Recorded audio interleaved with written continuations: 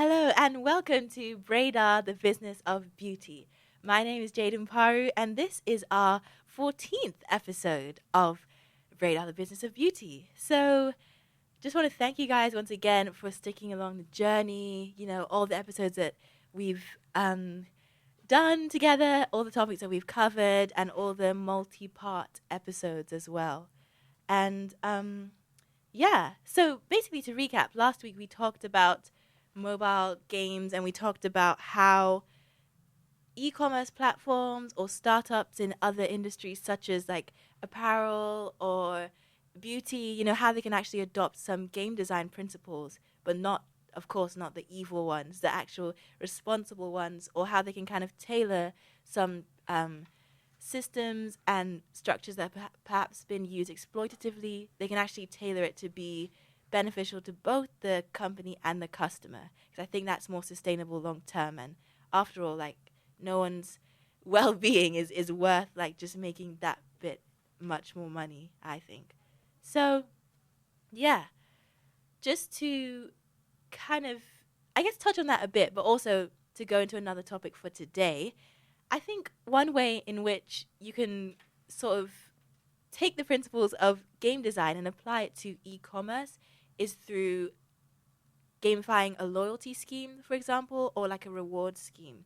And I'm not going to go into depth on that because today's topic, I think, will be quite substantial. But I think that's one avenue that you can kind of see the parallels between that and other mechanisms that bring people to come back to a game like every day or to check into a game every day. But here, the behavior that you want to induce is similar. Like, you want them to come back to your platform, but you don't just want them to like be passive and sort of, I guess, quote unquote, play on your platform. You actually want to induce them to buy things from your platform. So that's where it would differ slightly, I think, from a normal approach to that. Yeah. And so to go to today's topic, I have a very special guest in the studio with me here today. So everyone, please welcome my mom. Hello. Hi, everybody. Great to have you in St. Andrews. Great to have you in the studio today and on BRAIDAR, of course. And also, just want to shout out to my friend as well, Cassia, who we saw in the hallway. If you're listening, hi. And it's such a nice feeling when you run into people who've kind of been on that journey with you of when I was developing BRAIDAR and doing customer discovery, and just hearing her ask like, oh, how's BRAIDAR going? And like, I'm really interested in using like BRAIDAR, like I really need it. I think that's just such a nice feeling. And also it's such a great way to meet just meet like lovely people in the town that you wouldn't have met if you hadn't like reached out, if they hadn't reached out to you. So yeah, that was just a great, nice like coincidence. Yeah. So today I'm going to talk a bit about not so much the ethos behind BRAIDAR, because we did that a couple of episodes ago, but more so what you as a customer can actually hope to expect from BRAIDAR. Because I'm not sure if I've told you guys on the radio, but I've told the guys on like our social media platforms and what have you. So the second MVP of BRAIDAR, that's like the version of the website that you can actually book on and you can actually make your account on, is going to go live end of March/early April, that like time frame. So I hope you guys are getting excited, because I am super excited for that. And yeah, I thought it would be nice to kind of talk and also like just hear other views as well about the different areas of BRAIDAR that I'm hoping to to introduce you guys to in a couple weeks. So yeah, it's really nice to have my mom's perspective on that as well as our special guest today. So yeah, basically BRAIDAR is your personal online beauty concierge. It's a service where we kind of take all the hassle and the trial and error and the the time intensive labor out of looking for braiders while you're at uni, right? So if you're for example, if you're a girl in first year, you're just new to like a university city or town, and you want to do your braids like while you're studying, you don't want to have to wait like a couple of months to go home, or you don't want to like book a return train journey to London just to do your hair and like, use up your weekend in that way when you would rather be studying. I think that as it stands, like without BRAIDAR, there is a huge, huge, huge um like need and a huge gap in terms of like what the consumer base wants, and then what they can actually, or like what they have to settle for, or what they can actually like achieve at the moment. I've talked to so many friends, so many people, and they say, they talked about the expensive train journeys, they talked about having to just sort of learn other styles to do in the meantime while they can't get braids, and maybe that's not how they'd ideally want to present themselves, or like have their, like how every episode I talk about like how fashion and beauty is a way of sort of celebrating your embodied identity and a way of self-actualization. So if you can't quite tap into that nuance of who you feel you are, it can be quite disconcerting, and all the more so if you're new to a town or to an environment. You're trying to make friends, you're trying to show people this is who I am. But if you don't have that essential component, which is like how you want to do your hair, I think that can actually undermine the confidence of a lot of people, especially if you're new. And I was wondering, what do you think about that as well? Like, have you heard similar things from other, even if it's not like students, but other people? Oh yeah, I think it's so important, as you've expressed, to be able to present yourself in the way that you feel you should present yourself. So I think the choice is so important. You've identified this gap, and you've had it validated by students all around you. And I can just say, yeah, I agree with you. I agree with their expression also. You do need to, you do feel that self-fulfillment, if you will, when you can fully express yourself through how you adorn yourself, your fashion, your hairstyle, your beauty, all of that. So I think it's great what you're doing. I'm very excited that Braidar is, starting officially. It started for us a while ago, but is going to be launched. The website and all the services will be available very, very soon. So well done, great Thank you. achievement. Thanks so much. Yeah, and I really agree with you. And even that point you said about validation, because that's such a key part of the entrepreneurial journey and like stages to startup. Because as I say, like as I've said in other episodes, especially episode 3 when I was talking about aesthetics and how startups can harness aesthetics, like you kind of need to always be in dialogue with your target audience to kind of test if what you're making is what they're looking for. And it's kind of a thing where it's not like if you've sort of done interviews with people, or you've asked people at the beginning of the stage, and then you develop the website or you develop the value proposition, and then you don't ask them again. You kind of have to ask them as you're making new things, as you're adding new things and refining, because obviously like it can be in your head, you kind of know how everything adds up, but it's really good to keep them, bring them along with the changes and with the updates as well, so that they can help you course correct if it's not actually what they want, or if it's not really mapping onto their pain points and what have you. So, yeah. Oh yeah, guys, there was something else I wanted to tell you. So basically, and it's relevant, even if it's not relevant, I'm still gonna say it.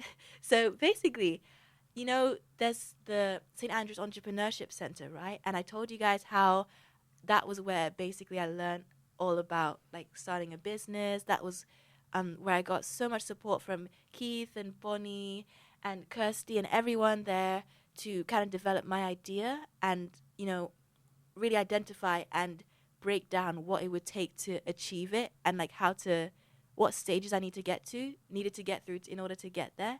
And so they are actually running a pitching competition for like funding for businesses. So I entered that, and I'm pleased to announce that I was one of the finalists selected for the in-person pitch competition. So the first round is like you put your idea, you submit your idea and everything, and how much money you want. Then they vet from that, and they say, okay, who do we want to see pitching in person, so that we can decide who will then get the money, like the final winners. So I have been selected to be in that final on Wednesday. Yay! Yay! Awesome. Thank you. I'm so, so happy. as you guys know, Braidar is like my favorite thing ever. It's just something that I feel can be really transformative and really like a cohesive force for the black community in St. Andrews and even the wider beauty community as well. Like when we expand to other verticals such as nails, brows, lashes, I think it's just got so much potential, and it's like it's only the beginning, you know? So, to kind of like go into the flow of what I was saying before the announcement.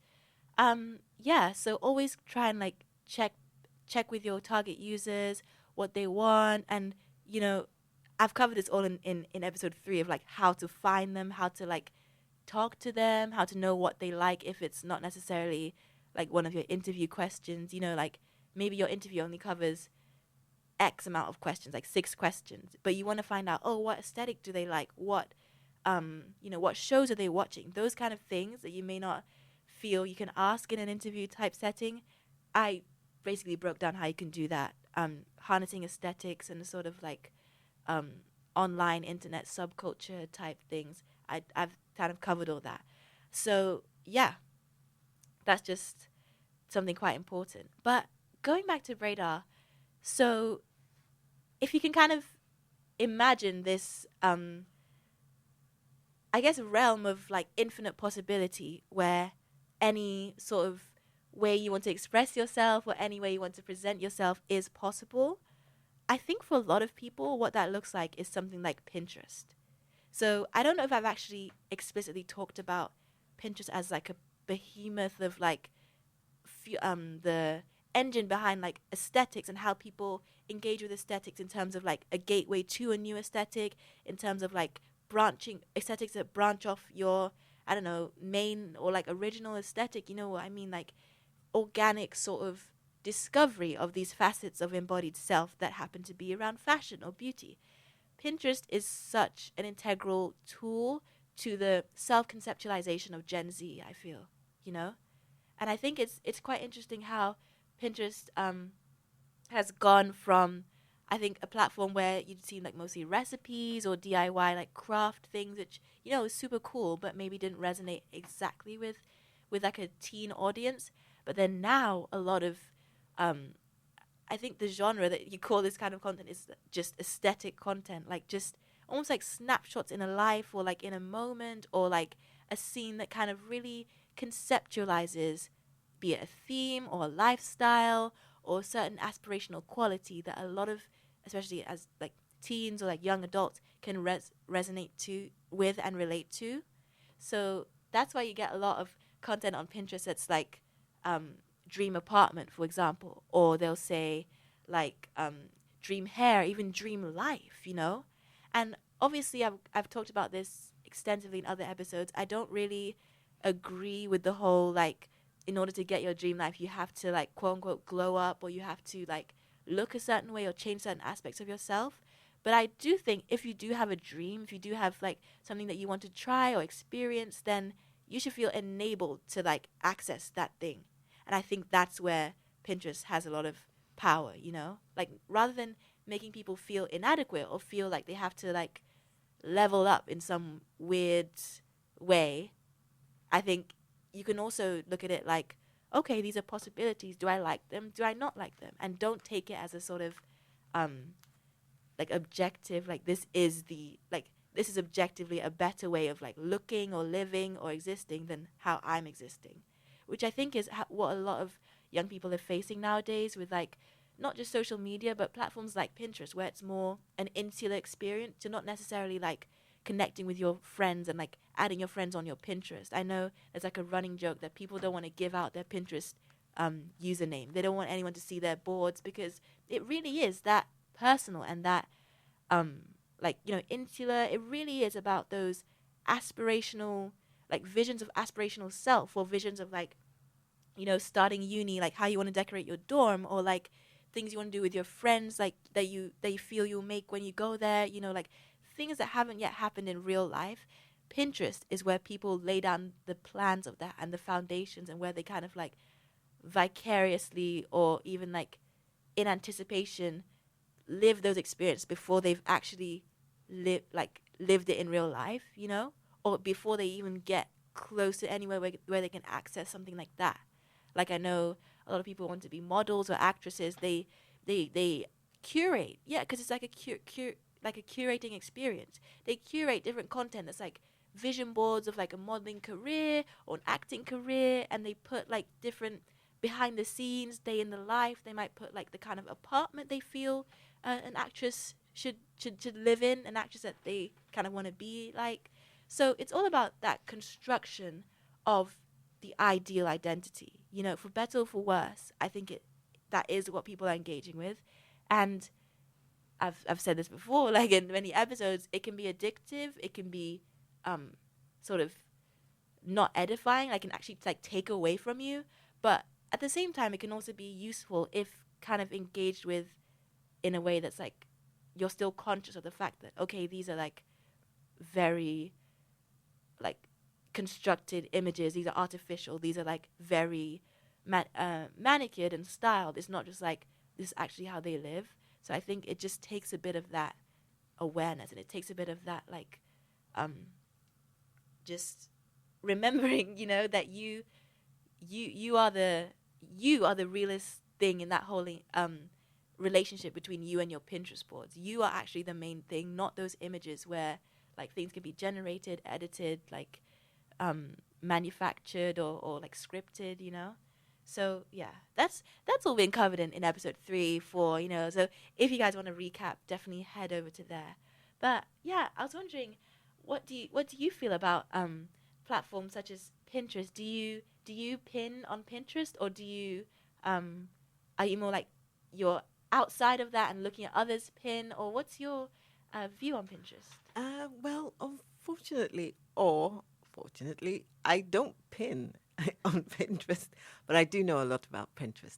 And I must say, I have used it maybe once or twice when, I wanted to convey a certain aesthetic or, an idea to a creative. So probably used it once or twice, but it's probably not my main sort of go-to platform, but I can see the usefulness. I can see the ways in which people are extending, if you will, their relationship with it. And as you say, I think it's so important that you've, mentioned it, that it's all about, these are staged, or manufactured or curated or, as you've said, images and ideas. So it's really important to keep remembering that, so that, people engage with it in a way that is healthy for them and is, can be sustainable, if you will. So yeah, Pinterest. Yeah, I think that's a really like really strong point as well. And also, if there's any aspect you want to add or anything you want to say, just Okay. go right ahead. Like, Okay. feel free. Mm-hmm. So yeah, I think that's a really salient thing. I think that's something that people are increasingly aware of as Pinterest like really saturates that whole. I guess if you think about the customer journey of like intention, action, and like sort of how you fulfill that intention of like, oh, I want to buy a dress, right? Oh, I go to the e-commerce website, I scroll through, I found the dress, I go to the but I put it in my basket, go to checkout, buy the dress, and it gets shipped to me or however it gets fulfilled. But I think crucially, if you're in the space of e-commerce and if your target audience is like Gen Z, and um if you're kind of pushing the envelope in terms of like social commerce and like UGC and all these exciting things, then you actually have to take a look at that customer journey and I think sort of bring up or like bring to the forefront an aspect or a stage of that that's been obscured by I think the traditional structure of customer journeys. And that aspect is like pre-intention. So you know how Pinterest is like, oh, I'll just type in my general idea of what I'm looking for, like whether it's black girl braids curly or black girl braids French curl, That's a general idea of what you want. And then it's when you see that picture that you say, oh, I like this color mix. Oh, I like this length or how they've layered it. That's when you kind of like know how to take action on it. That's when that's the aha moment of you actually having the intention, because the picture is what you're going to show the stylist, right? The picture is what you're going to like, even if you don't show the stylist, that's what you're going to type out to the stylist or like tell them on the phone and what have you. right? So it's almost like we have to we have to go to the step before intention and take a look at what the customers are doing at that stage, because I think there's a lot of value that's not being captured there by incumbent e-commerce companies and like retail companies and what have you. Yeah.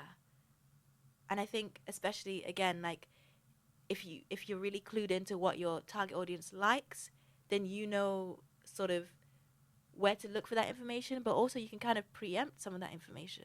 So I've been talking to, as I said, so many friends, so many like new friends as well that I met through the process of validating the proposition of BRAIDAR. And what I've found out is that people usually just go on Pinterest to find braid styles. People just type in, like, as I said, like black girl braids French curl, and they kind of find the picture and just like, yep, okay, I'll make this hair, I'll do this hair, I'll do that hair, make that hair. So yeah, it then kind of, I think, allows you to tailor your offering to almost like piggyback off that. So yeah, there's a lot in there, but I'm just thinking, is because there's some surprises that I'm keeping for you guys. So I'm Oh like, yeah, we like really, surprises. yeah. I'll keep So that. keep them. Yeah, I'll definitely Yes. keep that. But you guys will see. You'll see. Awesome. Very good. So I was going to ask you, and I don't want to take us down another road. So how do you think, new technology or AI or emerging technology will sort of, I- influence this area of like, Pinterest and how people, you know, look at what they might, want to do aesthetically or things like that? I think that's such a good question. I think in terms of algorithmic accuracy and strength, Pinterest is quite strong on that as it is. Okay. And I'm not sure, not to say that they won't use Yeah. AI, but I guess the way I mean is like pre-AI, they seem Yeah. strong on that in Yeah. terms of it seemed really refined based on Yes. like either historic data Yeah. or based on like third-party data from Yeah. like the person's digital footprint. Mm-hmm. But I think AI would probably like take that to the next level in Mm-hmm. terms of, I think a reason why some people use Pinterest, even though like, because on one hand, yes, it's got that enormous bank of like pictures there, Mm-hmm. but also when you scroll lower, it says like similar, Mm-hmm. and the that sort of curated like, oh, we think you like this, or this is Mm-hmm. similar to this picture. I think that reinforces the whole compulsive cycle of like staying on the platform, because with every new picture you click, you're going to get that feed of like, this is similar.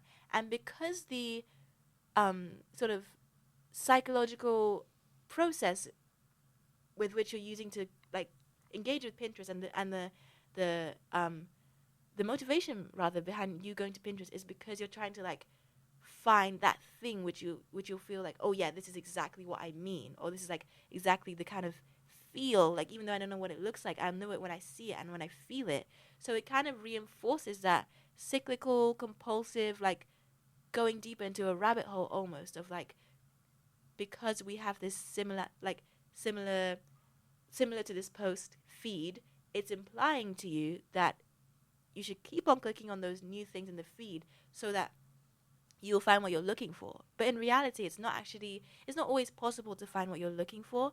And even if it is, that's at the expense of at the expense of a lot of your time, I think. And it just adds up into another facet in which people feel like drained by online things, or feel like they're pouring so much into their online sort of curation of that like ideal life, or like preparation for the ideal life, that it feels jarring and disorienting to like come back into the real world, which I feel is why, like, yeah, it's just like a behavioral thing. But in the context of AI being used for that, I guess it could become more personalized, maybe, like in Mm-hmm. terms of, yes, it could be refined to give more, like, maybe if there's something in that picture you're looking at, like the figure of a ballerina, or something like a figurine, or I don't know what they're called, but Mm-hmm. like music boxes have those little figurine figures Yes. things.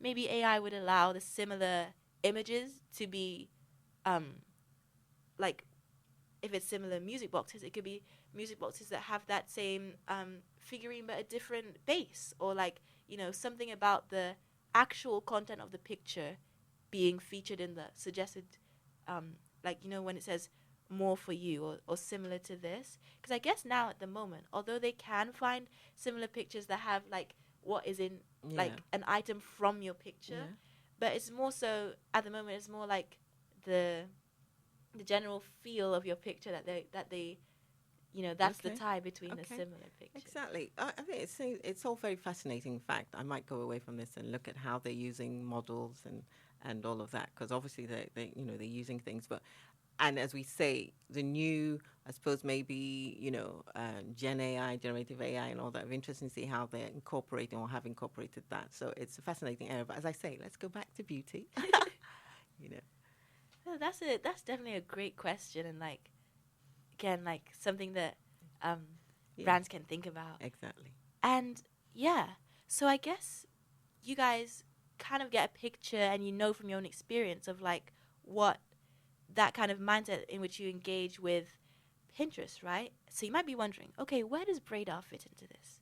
Well, BRAIDAR as a concierge service, you can basically think of it as that fulfillment agent, or that bridge between your Pinterest, curated life, your aspirational life, your boards, your, those like those dreams that you've kind of represented in visual form on Pinterest, and the mood boards that you created on Pinterest. BRAIDAR is your bridge between that world and this world.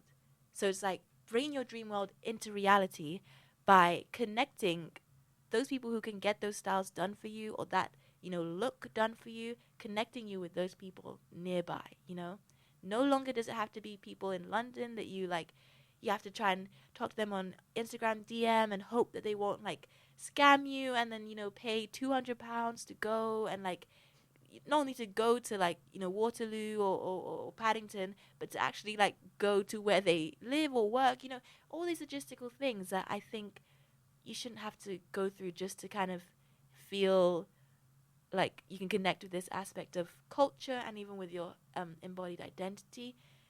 So BRAIDAR is saying that we will take all the hassle out of that transaction and that interaction out of it. All you have to do is tell us whatever is in your head.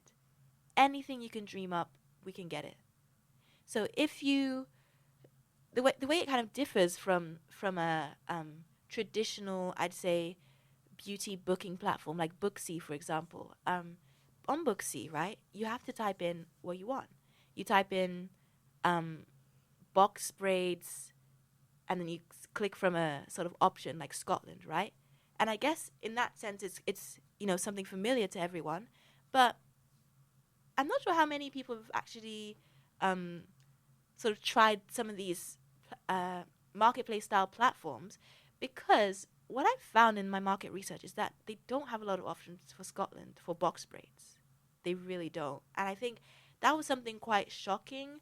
I know that obviously it's a quite it must be quite the process to actually onboard stylists, right? And it must be quite arduous for them, and maybe they're focusing on London, right, as like I guess a multicultural hub, really diverse city. But what it means is that for students like us, studying in St. Andrews, studying in Dundee, studying Edinburgh, it means that those platforms don't really have any value, because we can't find braiders in our towns or in our cities. And so, it was just quite shocking, the sort of gaping need and like the discrepancy between the amount they have in London and in England versus and I'm talking about the whole of Scotland, right? So maybe in a particular site they have they've got like 2 braiders, but then they'll be in Glasgow and in Aberdeen, right? And so I guess for students in those cities, awesome, great. But for us, it's you still have to take the bus or the train, right? And if you're 22, that's goodbye to free buses, right? So again, you're looking at additional costs, and those options actually don't give you the the increased value that you want from actually narrowing your search to Scotland. That's why people are still talking about like deciding to go to London, you know, because they're saying if I'm gonna pay, like I might as well just go where I've gone before. Like, you know, people just feel that frustration, but also that almost like a just, you know, not even knowing where to turn, not even knowing what the alternative could possibly be, and they just kind of have to go with those options, right? In terms of like going to London is what I mean, or just not doing braids. So I think where BRAIDAR is actually best positioned is that I've actually noticed something that I don't think a lot of the existing beauty marketplaces have noticed, right? And that's when you think about, I guess, the the on the surface how it looks, right? Even I used to think like in first year, like, oh, there's no brick and mortar braiding shop in St. Andrews, that there's no sort of braiders in town. There's like I don't, there's no option, right? But actually, over my, the past 4 years that I've been at St. Andrews, I've, you know, I've there's just something about that proposition that there's no one that I just didn't like. Like none of us like it, right? But it just kind of, it's almost like, that there's a thought that it's reoccurring. That's like, actually look into this. Like, do some more digging, and yeah. So I just decided to start doing some investigating. And honestly, at the beginning, there was a lot of dead ends. And I think that's what's happening to a lot of black students at the moment. Like, you try and search on Instagram, you can't find, like, you can't, the search results on Instagram are not bringing out the braiders who are in town. Because there are braiders, as I've said before in other episodes. But the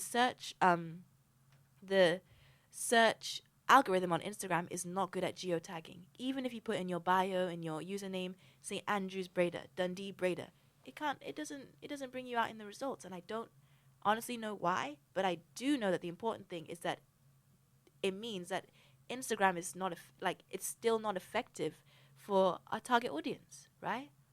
And so what I've kind of done through a sort of, I guess you could call it labor intensive, but it's very painstaking, very manual process of trying all sorts of avenues to like discover who are the braiders in town, And over time, I actually found a way of getting in, putting myself out there and putting myself in circles to get familiar with new people and to make connections with people who knew about where braiders were based, who knew about people who were like their friends who were students who also had braiding side hustles.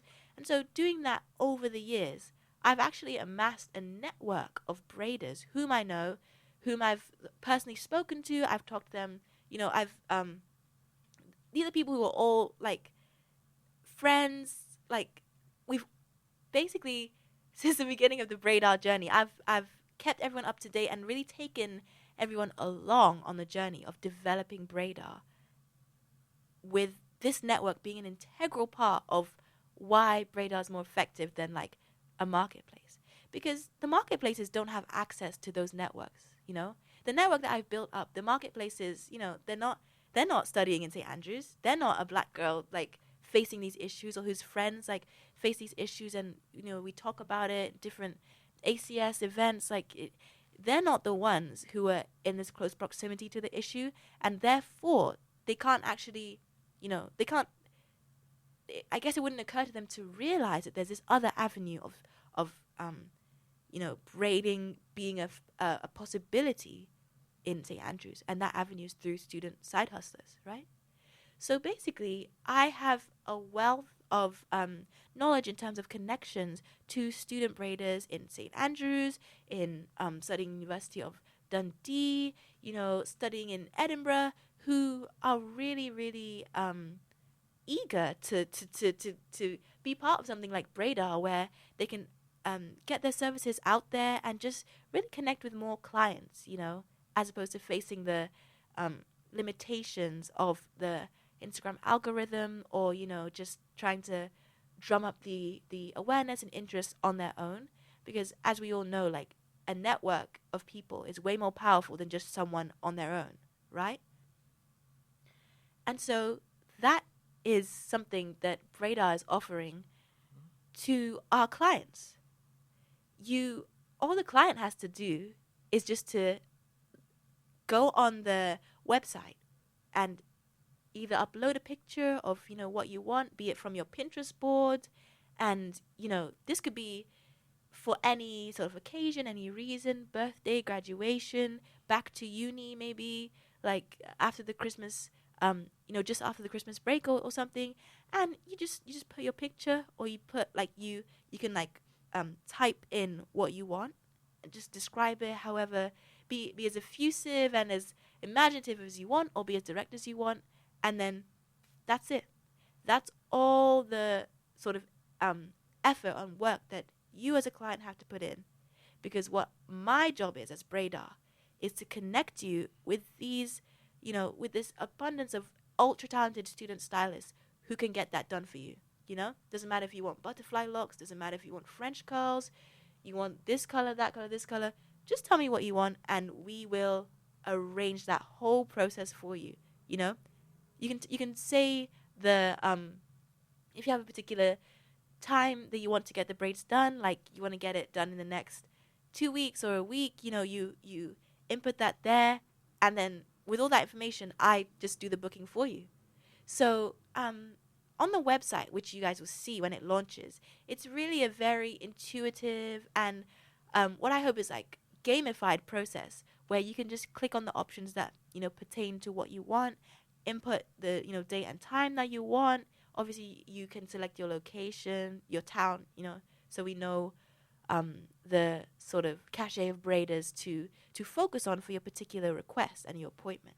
So it really is a case of trying to widen the access to this network, which I've said I've curated and vetted and really built relationships with these student braiders. Which, if you're a first year black girl, like that's so that's the kind of target persona that I would that's how I would describe BRAIDAR's target persona. If you're a first year black girl, you're just like, you just came here, just been here for a couple days, you're at the Freshers Fair, you have not been in town maybe long enough to know like where to even start looking for braiders, right? Like, you're just new to an area, you want to make friends, you want to feel confident and just get to know the town. The last thing that you want to do is start, going up and down, traveling and looking for braiders. Talk less of like arranging when you want to book and what style you want to book. This is just talking about knowing if there's somebody there. The last thing you want to do while you're like in the full swing of Freshers Week, having fun, doing whatever you want, and just really getting to grips with what it means to, I guess, be on your own for maybe the first time. You really don't need that extra hassle and that extra, I think, as well, heartache of the trial and error that's necessary to build up any kind of network of people and build that relationship, because it takes time. So BRAIDAR is really offering this audience of first year black students studying in Scottish PWIs, really offering an avenue into a network that's maybe inaccessible, even invisible up until this point, right? So I think that's how BRAIDAR brings a lot of value to the whole equation as it stands, and really addresses the pain point of our target audience. And, as I said before, just because my target persona is so specific, which, I would, if someone's starting a business, I would recommend make your target persona very specific, like age specific, background specific, all that type of thing. But it doesn't mean that BRAIDAR isn't getting like what I'm trying to say. It doesn't mean that the wealth or the majority of BRAIDAR's most enthusiastic and most like passionate supporters are not from other like demographics, if you get what I mean.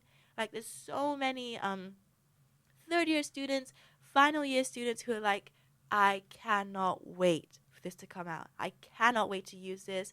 Or like, I wish I was in town right now. Or I wish like whenever you launch it, I hope that I'm around for that, seminal moment when we get access to this thing that we wanted for so long, and which I think is an integral part to helping to make like just different communities feel at home in St. Andrews.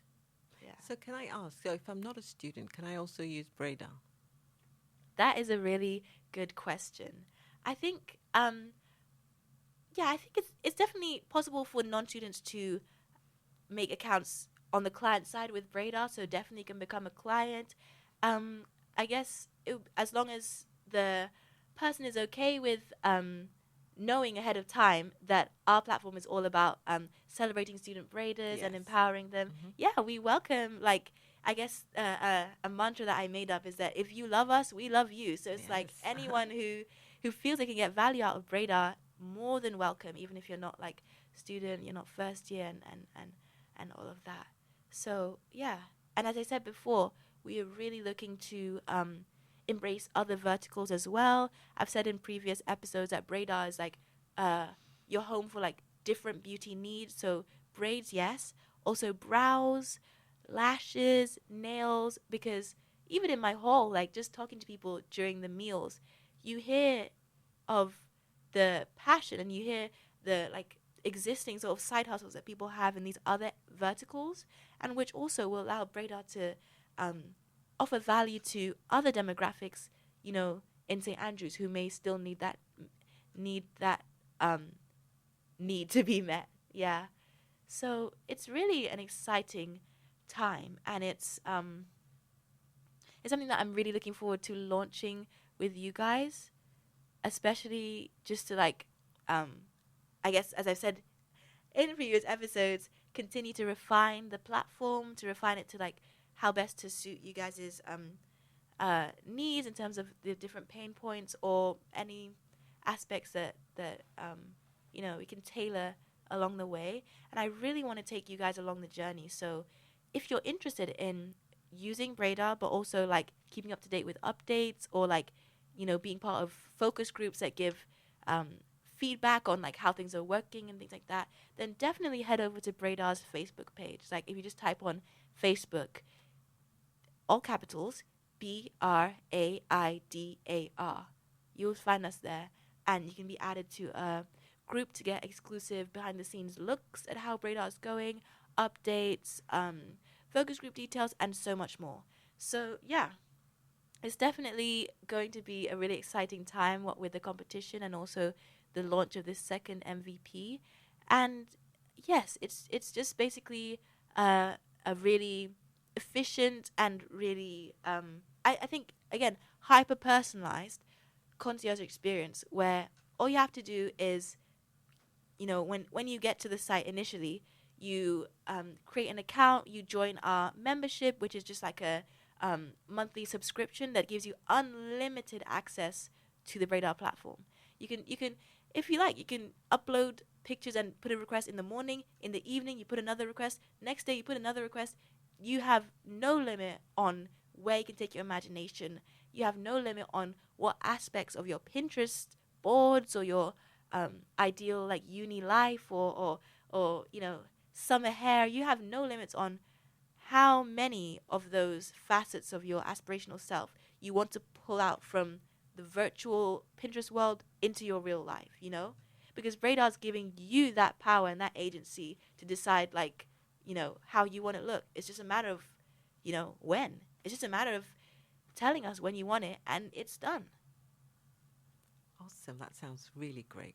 And I was thinking, can I only use Pinterest, or can I upload any image? I think you mentioned it, but it might be useful to mention again.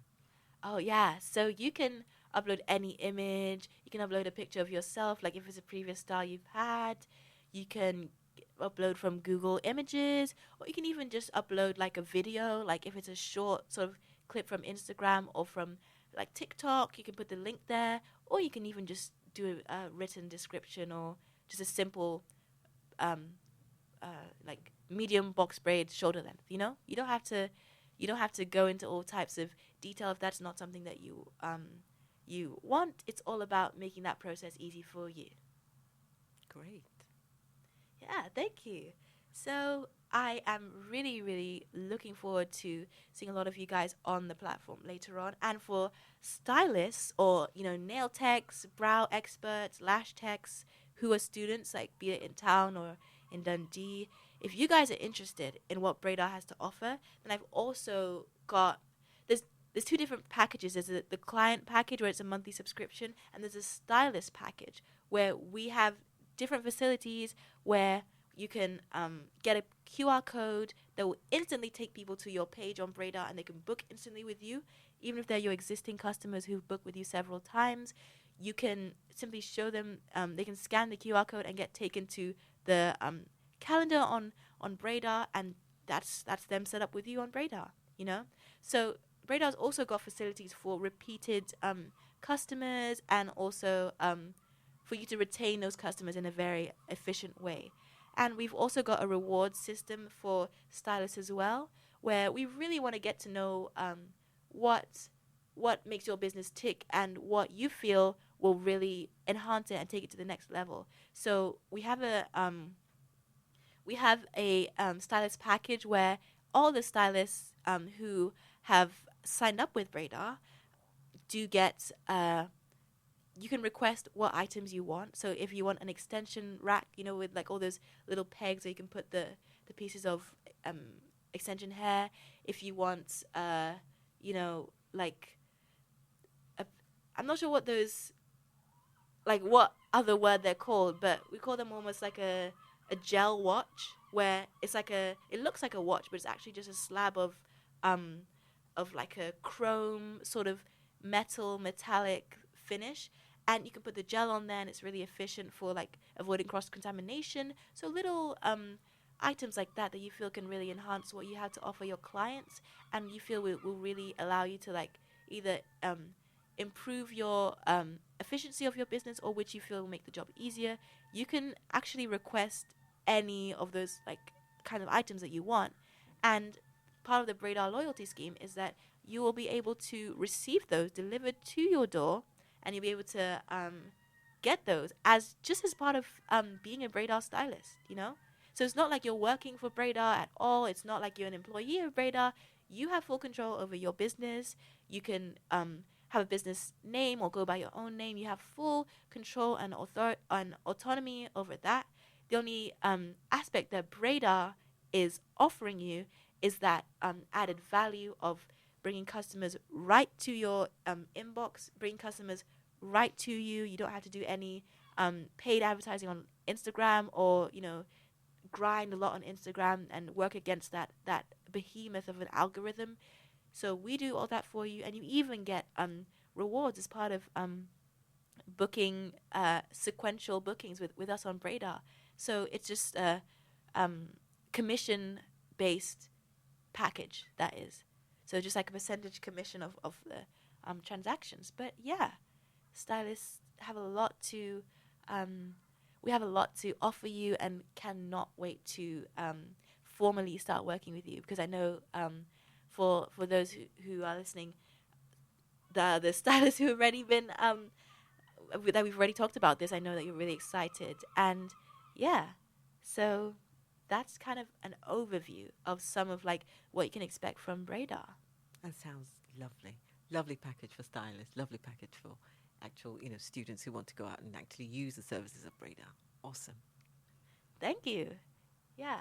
So yeah, that's basically the meat of the show. The meat of the show that I wanted to put out there and just let you guys give you guys these updates. So yeah.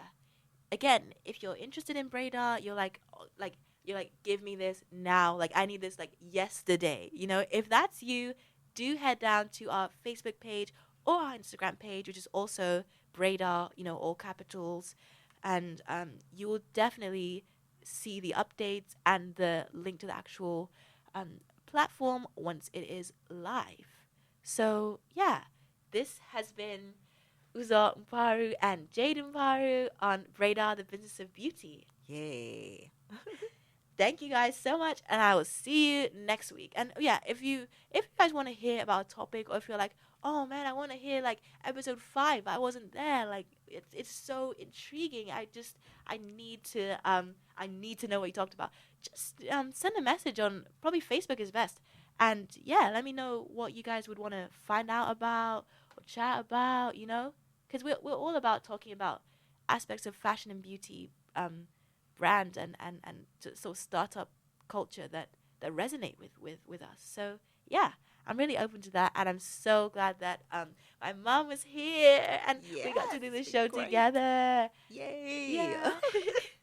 So I will see you guys next week. Have a good Saturday, good Sunday, and this has been BRAIDAR. We're signing out. Bye. See you. Bye.